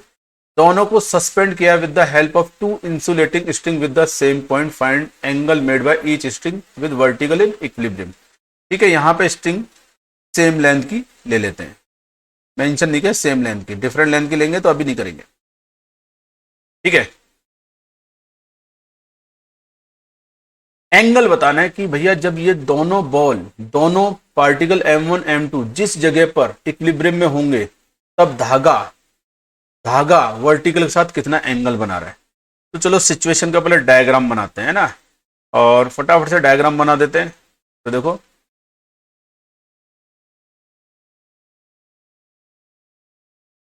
एक मिनट, ये लो, ये बन गया हमारे पास एक, ये दूसरा बन गया। ठीक है, ये हो गया। ठीक है, और सपोज ये बन गया वर्टिकल वाली लाइन, घबराना नहीं। और ये बन गया बच्चों पॉइंट ऑफ सस्पेंशन, जहां से लटकाया है। ठीक है, और ये हो गया बच्चों हमारे पास एक बॉल हो गई जिसपे मास m1 है और चार्ज q1। और ये हो गया M2 और चार्ज Q2। ठीक है, अब ये बोल रहा है कहीं ना कहीं जैसे आप इनको लटकाओगे तो होगा क्या, दोनों पर Q1 Q2 यानी पॉजिटिव पॉजिटिव चार्ज है, तो रिपल्शन करंट दूर मूव करना स्टार्ट करेंगे। एक ऐसी पोजीशन आएगी जहां पर इन पर नेट फोर्स क्या होगा, जीरो होगा। ठीक है, हाँ सडनली छोड़ दिया तो होगा क्या, उस इक्विलिब्रियम पोजीशन को छोड़कर ये मैक्सिमम एंगल को कवर करेंगे। वो कैसे निकालते हैं, वो हम निकालते हैं कंजर्वेशन ऑफ एनर्जी से। ठीक है, वो बाद में देखते हैं। हम तो इक्विलिब्रियम की बात कर रहे थे। इक्विलिब्रियम का मतलब होता है बच्चों नेट फोर्स जीरो होना। सपोज इन इक्विलिब्रियम ये वाला धागा, लेफ्ट हैंड साइड वाला धागा वर्टिकल के साथ θ1 एंगल बना रहा है और ये धागा θ2 एंगल बना रहा है। तो मुझे θ1 और θ2 कैलकुलेट करना है। कैसे करें, तो बच्चों सवाल है इक्विलिब्रियम का, यानी M1 पर नेट फोर्स क्या होना चाहिए, जीरो, और M2 पर भी क्या होना चाहिए, नेट फोर्स जीरो होना चाहिए। तो θ1 कैलकुलेट करने के लिए हम क्या करेंगे, M1 पे जितने फोर्स आ रहे हैं उनका रिजल्टेंट जीरो के इक्वल कर देंगे, आंसर आ जाएगा। सेम पैटर्न पे अगर आपको θ2 निकालना है तो उसके लिए M2 पे जितने भी फोर्स है उनको रिप्रेजेंट करेंगे, उनका रिजल्टेंट जीरो कर देंगे। तो शुरू करते हैं हम M1 से। ठीक है, देखो M1 पर बच्चों कितने फोर्स एक्ट कर रहे होंगे। M1 की अगर हम बात करें तो M1 पे बच्चों कितने फोर्स एक्ट करेंगे, कोई बता सकता है? ठीक है, बताओगे कहां से, मैं बताऊंगा। देखो M1 की बात करें तो देखो एक तो mg हमेशा बच्चों वर्टिकली डाउनवर्ड एक्ट करता है, उसको कोई नहीं रोक सकता। अगर पार्टिकल मास है तो ग्रेविटेशनल फोर्स एक्ट कर रहा होगा। ठीक है, एक एक्ट करेगा टेंशन, और टेंशन की डायरेक्शन हमेशा होती है अलोंग द स्ट्रिंग, और टेंशन हमेशा पुल करने की कोशिश करता है। इट मींस किसी भी पार्टिकल पर टेंशन की डायरेक्शन क्या होगी, away from the particle toward the string along length. ठीक है, मतलब पार्टिकल से दूर और किसकी तरफ, धागे की तरफ। तो देखो ये पार्टिकल है मेरे पास, तो ये धागा इस पार्टिकल पे जो फोर्स लगाएगा खुद की तरफ लगाएगा, क्या करेगा, पुल करेगा, पुल। ये आ गया मेरे पास। ठीक है, इसको मेंशन कर देते हैं। ये देखो, एक मिनट। ठीक है, ये देखो, ये टेंशन का फोर्स इस तरह से लगेगा। जाहिर सी बात है ये दोनों बॉल एक दूसरे को रिपेल कर रही होंगी। बच्चों क्या कर रहे हैं, रिपेल कर रही होंगी। सेम लेंथ के स्ट्रिंग है, सेम लेंथ के हैं, तो ये बनेगा हॉरिजॉन्टल सेपरेशन। तो इसके कारण इस पर एक और फोर्स आएगा जिसे हम बोलेंगे कूलाम्ब फोर्स। तो बच्चों अगर आप देखो तीन तरह के फोर्स एक्ट कर रहे हैं M1 पर, तीन तरह के फोर्स एक्ट कर रहे हैं, उनके नाम लिखता हूं। ये M1G बनेगा, मान लो इस धागे में टेंशन T1 है, और ये बनेगा बच्चों कूलाम्ब फोर्स Fe। ठीक है, ये समझने की जरूरत है। ये कूलाम्ब फोर्स क्या आएगा, K Q1 Q2 अपॉन दोनों के बीच का डिस्टेंस का स्क्वायर। ठीक है, Q1 Q2 पे जितना कूलाम्ब फोर्स लगाएगा Q2 Q1 पे उतना लगाएगा, इसलिए यहां पर चार्ज का कोई रोल नहीं है। Q1 Q2 रखो, Q रखो, सिमिलर चार्ज होने चाहिए। ठीक है, 2 माइक्रो कूलाम्ब, 4 माइक्रो कूलाम्ब, लेकिन इलेक्ट्रोस्टैटिक फोर्स दोनों चार्ज पर एक जैसा सेम आएगा। अब इसको सॉल्व कैसे करें, मेरा मकसद है थीटा कैलकुलेट करना। तो बच्चों कंपोनेंट से हम कर सकते हैं। किससे कर सकते हैं, कंपोनेंट से। पहले मुझे बताओ, अगर ये एंगल θ1 है, तो बच्चों अगर ये एंगल θ1 है तो सुनना पहले तो कंसेप्ट, अगर कोई भी पार्टिकल इक्विलिब्रियम में है उसको हम सॉल्व करेंगे नेट फोर्स को जीरो करके। दूसरी बात, अगर कोई पार्टिकल इक्विलिब्रियम में है और हमें कंपोनेंट निकालने की जरूरत होगी तो ध्यान रखना हम कंपोनेंट अपनी मर्जी से निकाल सकते हैं। क्यों, अगर किसी पार्टिकल पर नेट फोर्स जीरो है तो उस पर किसी भी लाइन के अलोंग, चाहे वो एक्स डायरेक्शन हो, चाहे वाई डायरेक्शन हो, चाहे जेड डायरेक्शन हो, चाहे कोई भी लाइन बना दो, उस लाइन के अलोंग जितने भी कंपोनेंट आएंगे, जितने भी फोर्स आएंगे, सबका रिजल्टेंट जीरो होगा। तो इक्विलिब्रियम के सवाल में कंपोनेंट हम जो निकालेंगे हमारी मर्जी से। ज्यादातर केस में हम क्या करते हैं, हॉरिजॉन्टल डायरेक्शन के अलोंग रिजोल्व करते हैं, वर्टिकल डायरेक्शन के अलोंग रिजोल्व करते हैं। और यहां पर भी क्यों करेंगे, यहां पर भी हॉरिजॉन्टल और वर्टिकल डायरेक्शन के अलोंग क्यों करेंगे हम, क्योंकि हम आसान रास्ता चुनेंगे। देखो mg पहले से वर्टिकल लाइन के अलोंग है, ठीक है, कूलाम्ब फोर्स हॉरिजॉन्टल लाइन के अलोंग है। तो अगर हॉरिजॉन्टल लाइन और वर्टिकल लाइन के अलोंग कंपोनेंट निकालने की जरूरत पड़ेगी तो सिर्फ टेंशन की जरूरत पड़ेगी, T1 की। T1 की जरूरत पड़ेगी तो बच्चों देखो ये बन जाएगा, ये वर्टिकल लाइन होगी। समझने की जरूरत है, अगर ये एंगल θ1 है तो ये एंगल भी क्या होगा, θ1, ऑल्टरनेट एंगल्स। यही कर देता हूं, ज्यादा टाइम नहीं लगेगा। ठीक है, तो देखो अब मैं रिजोल्व करता हूं। तो रिजोल्व करने के लिए दोबारा से एक डायग्राम लेते हैं और उस डायग्राम के अंदर फटाफट से मैं आपको बताता हूं।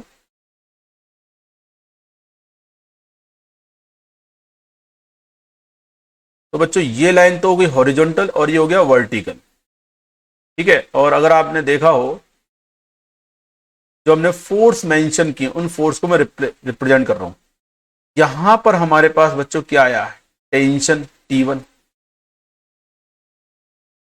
ठीक है। इस डायरेक्शन में M1G आ रहा है, लेफ्ट हैंड साइड में क्या आ रहा है, कूलाम फोर्स F लिख दो, Fe लिख दो, ठीक है। तो रिजोल्व किसको करना पड़ेगा, T1 को। ये बच्चों एंगल कितना है, θ1 है, और मुझे टेंशन T1 के कंपोनेंट निकालने। तो T1 जो वेक्टर है वर्टिकल के साथ बच्चों जो एंगल बना रहा है वो कॉस θ1, तो ये कंपोनेंट आएगा T1 cos θ1, यानी जिसके साथ थीटा एंगल है वो कॉस में दिखता है कंपोनेंट। और इसकी बात करें तो वर्टिकल के बाद हॉरिजॉन्टल कंपोनेंट आएगा T1 sin θ1। बस मकसद है। अब पूरे सवाल में M1 को ध्यान से देखो, तो M1 के फ्री बॉडी डायग्राम को देखोगे तो दो अननोन नजर आ रहे हैं, θ1 नहीं पता और टेंशन T1 नहीं पता। तो दो इक्वेशन बनाएंगे और दोनों को सॉल्व करेंगे तो आप θ1 भी कैलकुलेट कर सकते हैं, टेंशन भी कैलकुलेट कर सकते हैं। तो सिंपल सी बात है, अगर आप देखो ये वाला जो डायग्राम बनाया, इस डायग्राम को उठा के अगली स्लाइड पे लेंगे जो हमारी मदद करेगा, ठीक है। ये देखो, ठीक है, जो मास M1 है उस पर नेट फोर्स 0 है, तो नेट फोर्स 0 होने का मतलब है वर्टिकल लाइन के अलोंग नेट फोर्स क्या करेंगे 0, और हॉरिजॉन्टल लाइन के अलोंग। तो देखो हॉरिजॉन्टल लाइन के अलोंग आप देखो तो क्या आ रहा है, T1 sin θ1 बैलेंस करेगा इलेक्ट्रोस्टैटिक फोर्स को, कूलाम फोर्स को, और ऊपर की ओर आ रहा है T1 cos θ1 और ये आ रहा है mg। तो टेंशन का ऊपर वाला कंपोनेंट बैलेंस करेगा mg को, ये आ गया। चलो इसको इक्वेशन 1 बोल दो, इसको इक्वेशन 2 बोल दो। यहां जगह मैं यहां जाऊंगा, देखो आप ध्यान से, मुझे थीटा चाहिए ना, टेंशन नीचे डिवाइड कर दो ना, नंबर 1 में नंबर 2 से डिवाइड कर दो। देखो जैसे आप करोगे T1 से T1 कैंसिल आउट होगा, तो tan θ1 इज इक्वल टू क्या आएगा, दोनों के बीच में कूलाम फोर्स अपॉन M1G। तो समझ में आना चाहिए, ये मैंने कैलकुलेट किया और आपको बता दिया। एक बार इसको बॉक्स बंद कर देते हैं। देखो ये बनेगा M1 के साथ जो धागा जुड़ा है वर्टिकल के साथ जो एंगल बनाएगा उस पर टेंजेंट की वैल्यू सेम पैटर्न पे जब आप सॉल्व करोगे, सिमिलरली, जरूरत नहीं आपको, आप देखना सिमिलरली θ2 की वैल्यू अगर हम बात करें तो tan θ2 जो आएगा बच्चों वो आएगा कूलाम फोर्स, क्योंकि ये तो कॉमन है दोनों में, Q1 Q2 की वैल्यू कोई भी हो, Q1 Q2 सेम हो, बस प्लस प्लस होने चाहिए या माइनस माइनस होने चाहिए, दोनों एक्शन रिएक्शन से एक जैसा फोर्स अप्लाई करेंगे तो ये आएगा M2। तो समझ में आता है बच्चों, क्लियर है, आसान था, बढ़िया बढ़िया न्यूमेरिकल आपको बताया, उनको आपको ध्यान से देखना है और अगर आप सेल्फ प्रैक्टिस करोगे तो बड़े मजे आएंगे। अब मैं यहाँ पे कुछ डिस्कस करना चाहूंगा, कुछ बताना चाहूंगा इस लेक्चर को खत्म करने से, कि अगर आप देखो एंगल θ1 और θ2 का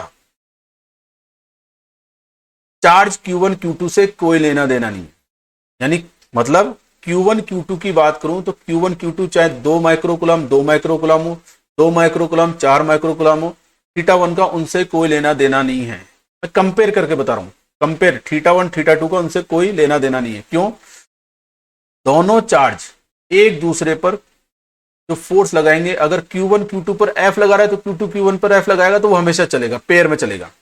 इसका मतलब एंगल θ1 और θ2 में जो रिलेशन आएगा वो डिपेंड करेगा M1 और M2 पे, क्योंकि देखो फोर्स सेम आएगा दोनों एक्सप्रेशन में, G सेम आएगा, एंगल जो आएगा वो डिपेंड करेगा मास पर। तो यहां पर हम कुछ पॉसिबिलिटी बता रहे हैं अगले केस में। और आप देखो tan थीटा चाहे ये वाला tan थीटा देखो मास के इनवर्स पे डिपेंड कर रहा है। तो मास ज्यादा होगा तो बच्चों tan थीटा क्या होगा, मास ज्यादा tan थीटा छोटा, tan थीटा छोटा थीटा क्या होगा, छोटा। तो सिंपल सी बात है, M1 M2 में जो पार्टिकल लाइट होगा, हल्का होगा, हल्का होगा वो ज्यादा एंगल पे उठेगा, हल्का है तो बहुत ज्यादा एंगल पर होगा इक्विलिब्रियम में, और जो भारी है वो छोटे एंगल पर होगा। अगली बात समझ में, ठीक है, हल्का पार्टिकल बड़ा एंगल, भारी पार्टिकल छोटा एंगल, जिसको मैथमेटिकली अगर हम देखें, ठीक है। नोट मान लो, ये न्यूमेरिकल बच्चों खत्म हो गया है, ठीक है, ये इंपॉर्टेंट है। कई बार क्या होता है डायरेक्ट पूछ लेता, हम सॉल्व करना शुरू कर देते हैं, ये रिजल्ट याद होना चाहिए। चार्ज θ1 और θ2 में जो रिलेशन आएगा उसका चार्ज से कोई लेना देना नहीं है, ठीक है। पहली बात, if m1 is equal to m2, अगर बच्चों दोनों मास सेम है तो दोनों मास सेम कर दो। तो बच्चों मास सेम कर दोगे, मान लो m हो गया तो tan θ1 कितना होगा f अपॉन mg, tan θ2 क्या होगा f अपॉन mg। यानी दोनों केस में बच्चों दोनों जो धागे होंगे सेम एंगल बनेगा, देन θ1 θ2 के इक्वल होगा, समझ गए।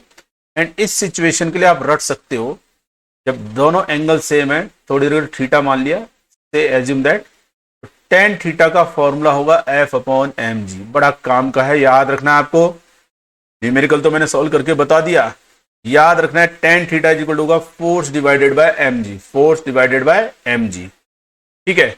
और मास का कंपैरिजन बता ही दिया, if m1 is greater than m2, ठीक है, मास m1 बड़ा है, इट मींस tan θ1 की वैल्यू क्या होगी छोटी, तो θ1 इज लेस देन θ2। मतलब m1 से जुड़ा धागा वर्टिकल के साथ छोटा एंगल बनाएगा एज कंपेयर टू θ2, ठीक है। और वैसे भी m1 क्या है m2 से बड़ा यानी भारी है m2 कंपेरिजन में, उस वजह से वहां पे एंगल कम बनेगा। और थर्ड केस इसका उल्टा पुल्टा रिलेशन होगा, if m1 is less than m2 क्या हो जाएगा, θ1 इज ग्रेटर देन θ2। तो बच्चों ये मैंने आखिरी का जो न्यूमेरिकल बताया उस पर आपको रिजल्ट याद होना चाहिए। और कहानी ये है कि हमको जो न्यूमेरिकल बताए जा रहे हैं उनकी अगर आप ढंग से प्रैक्टिस करो और इनसे मिलते जुलते न्यूमेरिकल प्रैक्टिस करो तो नीट पैटर्न जेईई मेन के लिए काफी सफिशिएंट होता है ये मटेरियल। तो बच्चों आज के लेक्चर में हम इतना ही पढ़ेंगे, लेकिन अगले लेक्चर में हम कुछ न्यूमेरिकल और लेंगे जिसमें हमें कुछ एडवांस लेवल के 2-3 न्यूमेरिकल भी इंक्लूड करेंगे, ठीक है, जो जेईई एडवांस के बच्चों के लिए फायदेमंद है। उस एडवांस लेवल के न्यूमेरिकल प्रैक्टिस नीट वाले बच्चे भी कर सकते हैं, लेकिन मैं नीट वाले बच्चों को बताता हूँ बेसिक न्यूमेरिकल जो आपको आज के लेक्चर में बताया उनकी आपको प्रैक्टिस करनी है, ठीक है। क्लियरली हम मेंशन कर देंगे। तो जेईई मेन और जेईई एडवांस वाले बच्चों के लिए कल कुछ स्पेशल एग्जांपल आएंगे जिनका हम डिस्कस करेंगे। तो बच्चों मिलते हैं, जुड़े रहे हमसे, ठीक है। Thank you very much.